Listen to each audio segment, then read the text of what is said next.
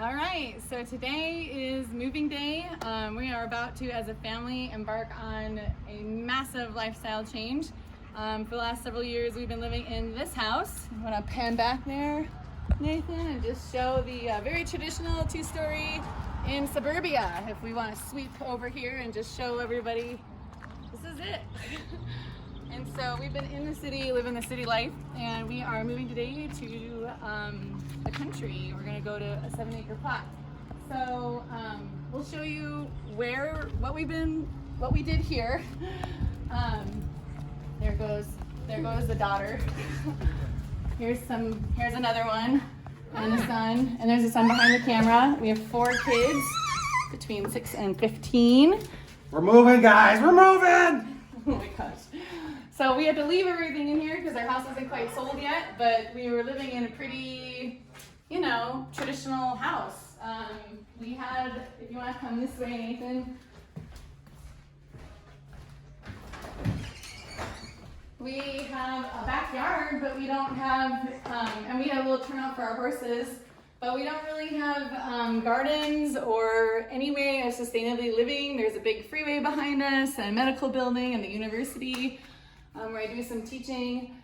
And so basically, this is a huge change. The goal is to be more sustainable. So yeah, join me on the journey.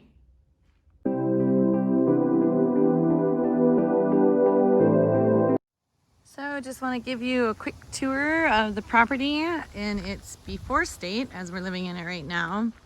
So there's a little straw bale guest house and old foundation over there, and then the property goes almost to that T-post over there.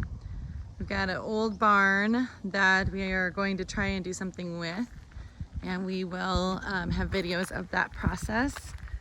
And it's the driveway came down there, and then this is I guess the main house. I think it's around 1,500 square feet, and this house needs a lot of updating. When we bought the property, there wasn't heat in this house. This is the 3-bedroom, 2-bath. And so we did put a furnace in it just so it was more livable. And we couldn't live in the guest house, which did have heat. It's only a 1-bedroom, and we do have 4 kids a good part of the time. We have a renter staying in there right now. And this is an old chicken coop that I plan to turn into an art studio. We'll document that process as well. And out here we have just a little bit more land that we are going to work on the fencing and redoing this horse shed lean-to for our horses. We have 2 horses. And as you walk back here, we've got a little creek in the far back. And this is kind of a cool structure. We're not really sure what it was used for, but we will eventually, or my husband will anyways, repurpose the wood into, I believe we're going to build a little sauna. And so we'll document that in some future videos. And I'll just kind of come up to this little crest here. As you can see, bringing the land back is a huge part of this process as well. Everything is dry. There's a ton of thistle. It's everywhere. Thistle close up. We have that to contend with, and then just getting some water out here. And this is where the kids want to build a tree house. And that area has a lot of horsetail in it, so we can't have our horses graze down there because that is not good for them. And that's pretty much it. For the most part, there's a pond, a little pond behind our house that I will show in a separate video. Okay, so this is our first video. It's a long one, but we had to cover kind of where we were and where we are now. We're on week 1 of this kind of massive undertaking. And like I said, we went from city living and having never done anything like this before to moving out here into the country. I even have the official uniform going on here.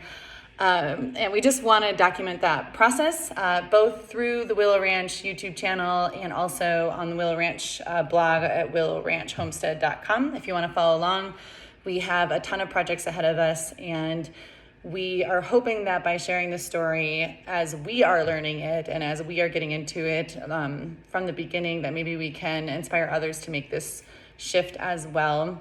A lot of what I could find out there was from people who were on the other side of this. Like they've already done it and learned and made all the mistakes, and they were distilling down the knowledge onto people, which is great. But I, over the last couple months, as we were thinking about making this move, was really looking for stories of people who were doing it. So I could see, not just be inspired, but also assured that I was capable of it. So, join us as we embark on this journey. Some projects in case you're interested on what's going to be coming up.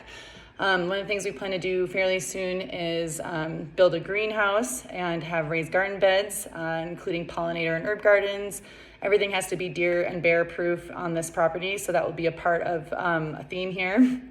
I plan on putting a heat sink and a simple aquaponics system in the greenhouse, with the goal of raising some fish to eventually stock our pond. And our pond also needs to be revamped. It has kind of a scum and algae problem going on, so we'll be figuring out an aeration system. Did I say that right? That works at high altitude.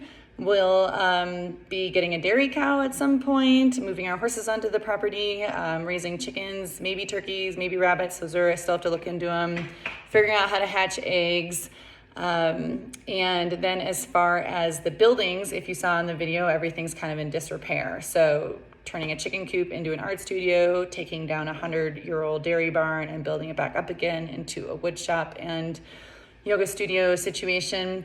And then this house right here also needs to be remodeled, which is something we've done stuff like that before, so we'll take you on that journey as well. And that is just the short list. I know there's a lot more. So if any of that sounds interesting, please subscribe or check out the blog, and we will see you there. Thank you.